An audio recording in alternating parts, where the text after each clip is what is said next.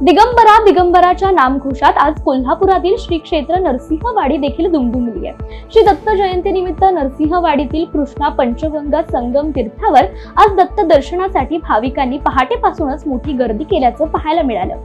दत्त देवस्थानाच्या वतीने दर्शन रांगेंचं नियोजन केल्याने भाविकांना दत्ताचं दर्शन घेण्यास सुलभ झालंय।